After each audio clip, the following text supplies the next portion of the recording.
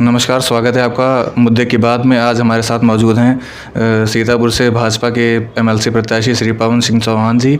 आपकी इमेज शिक्षा के क्षेत्र में और समाज सेवा के क्षेत्र में काफ़ी अच्छी रही है। आप विगत कई दशकों से सीतापुर में समाज सेवा में काफ़ी सक्रिय रहे हैं और शिक्षा के क्षेत्र में भी आपने कई उल्लेखनीय काम किए हैं। आइए आज मुद्दे की बात में उनसे जानते हैं सीतापुर के प्रमुख मुद्दे और समस्याओं को लेकर, और इस चुनाव में उनकी क्या रणनीति जिससे वो जनता के बीच में अपनी बातों को लेकर जा रहे हैं। सर नमस्कार, बहुत बहुत स्वागत है आपको निशान पब्लिकेशन में। जी धन्यवाद भाई साहब, बहुत बहुत नमस्कार। सर, आपको जनता को लेकर आपके बीच में काफ़ी जिज्ञासाएं हैं, तो थोड़ा सा क्वेश्चन ये था कि आप अपना शुरुआती छात्र जीवन से लेकर अब तक का थोड़ा सा सफ़र थोड़ा शॉर्ट में हमारे दर्शकों को बताइए।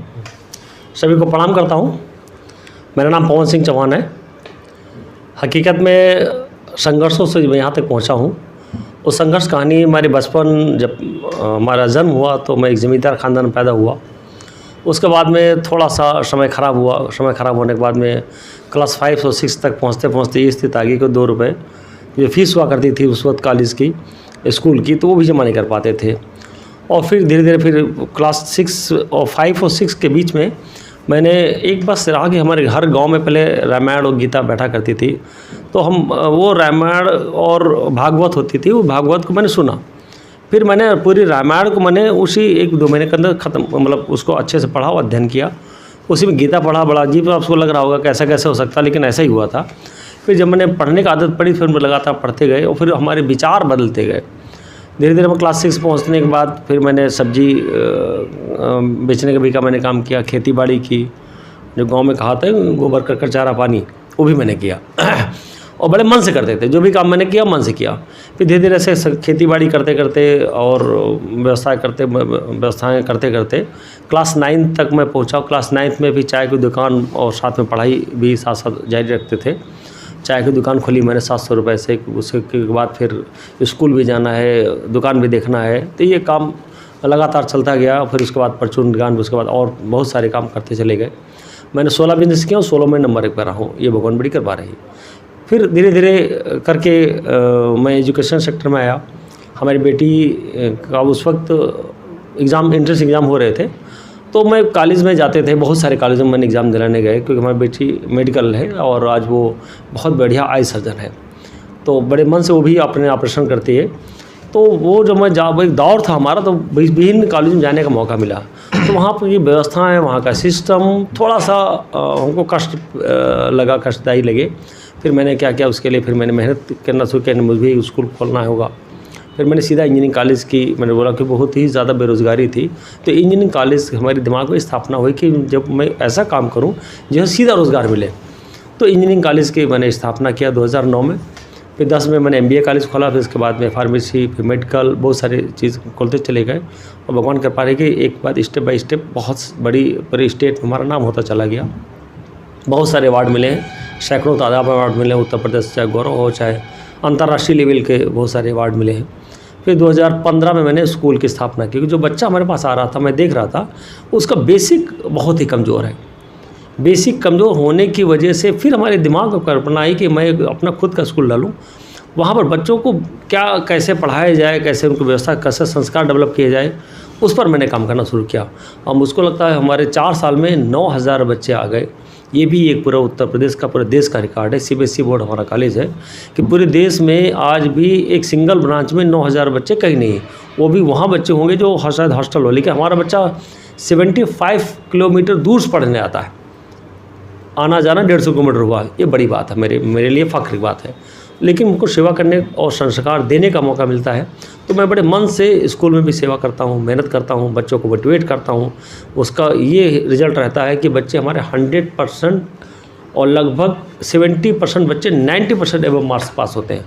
और हर बच्चा बड़े मन से आता है। और सबसे बड़ी बात है कि अटेंडेंस बड़ी मेंटेन रहती है हमारे यहाँ। हम जब बचपन में छोटे थे, जिस दिन स्कूल में छुट्टी होती थी, बड़ा मज़ा आता था कि अरे स्कूल छुट्टी हुई, कोई भी एक्सपायर हुआ या कोई भी कैजुअलिटी हुई, हमसे कोई लेना देना नहीं। मज़ा आता था कि आज स्कूल छुट्टी हो गई, इस बात खुशी होती थी। आज अगर कभी कोई सरकार के द्वारा कोई अचानक से छुट्टी या हॉलीडे घोषित की जाती है, तो आधे बच्चे रोने लगते हैं कि इतना स्कूल से मैंने प्यार करा दिया। तो खेल खेल में कैसे पढ़ाई की जाए, ये मैंने डेवलप किया। तो इस पर मैंने स्पोर्ट्स पर, योगा, प्राणायाम, डांस, स्विमिंग पर बड़ा जो गौर किया, मतलब ध्यान दिया। और मुझको लगता है कि अगर स्पोर्ट्स के साथ में हमारी शिक्षा दी जाए, हर बच्चा स्कूल जाना चाहता है, क्योंकि बच्चा खेलना चाहता है, मज़ा आता है उसको। और जब स्कूल में खेल के साथ में शिक्षा दी जाती है तो उसकी अटेंडेंस मेंटेन होती है और मानसिक विकास बहुत ज़बरदस्त होता है। शारीरिक और मानसिक विकास दोनों होते हैं। उस पर मैं बड़ा काम करने वाला हूँ, इसीलिए मैं सीतापुर आया हुआ हूँ। जी सर, इस चुनाव में इससे पहले आप ये बताइए सर, राजनीति में आपकी रुचि कैसे, राजनीति में आपका प्रवेश कैसे हो, किन परिस्थितियों में आपने राजनीति में एंट्री की?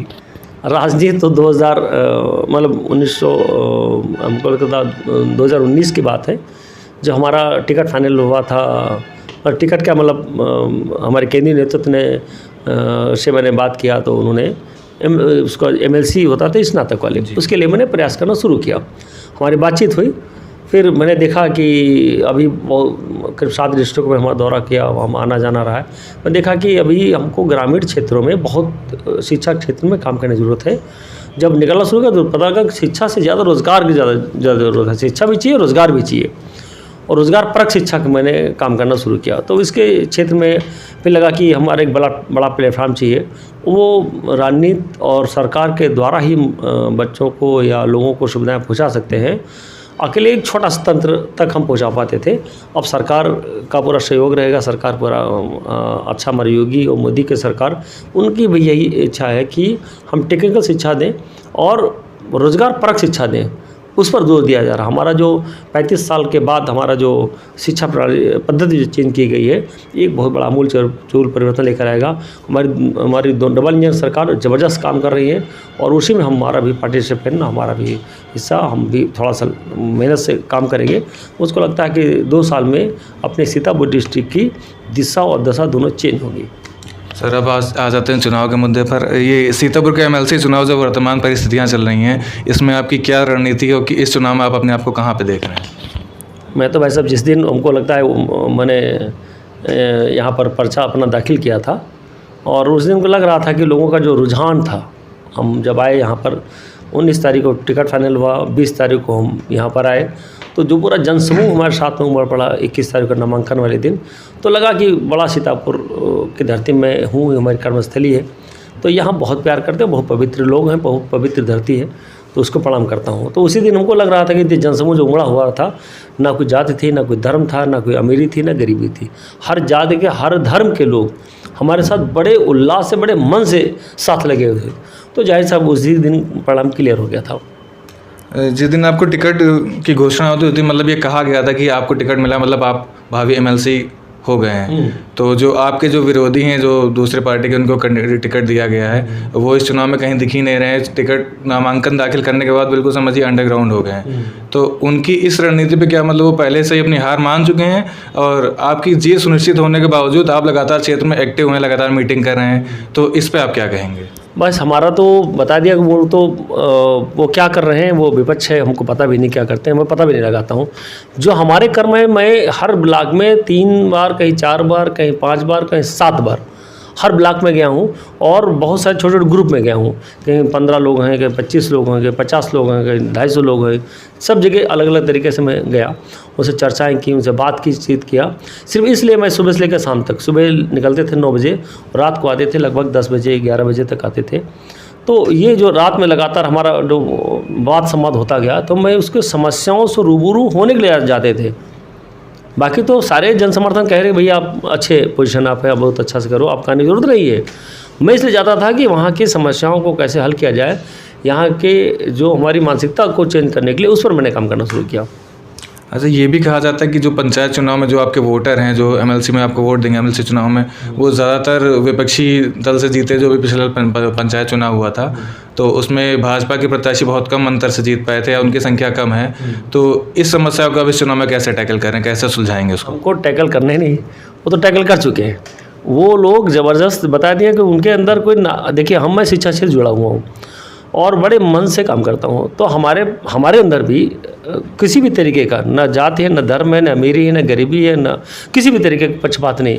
इसी तरह जो भी हमारे वोटर्स हैं, उनके अंदर पक्षपात नहीं कि हमारा नाम क्या है, उनसे मतलब नहीं है। मैं एक अच्छा इंसान हूँ और अच्छा काम करने आया हूँ, इस बात को सोच करके सारे लोग एक मत से वोट दे रहे हैं और ज़बरदस्त तरीके से दे रहे हैं।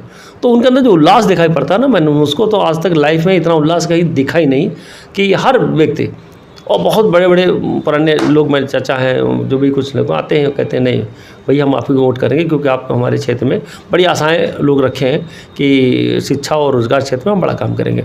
उसको परिवेश देख करके को ये भी हमारे साथ में हो रहे हैं। दूसरा, सरकार भी हमारे अच्छा वर्क कर रही है, उसकी वजह से भी लोग बड़े अच्छे से जुड़े हुए हैं। सीतापुर के विकास को लेकर आपके क्या मुख्य योजनाएं हैं? क्या आपका कोई ड्रीम प्रोजेक्ट भी है सीतापुर को लेकर कि आप कैसे विकास करेंगे, यहाँ की समस्याओं को कैसे सुलझाएंगे? सीतापुर के ड्रीम प्रोजेक्ट हमारा शिक्षा और रोज़गार पर होगा और स्वास्थ्य पर होगा, ये 3 हमारे मेन होंगे।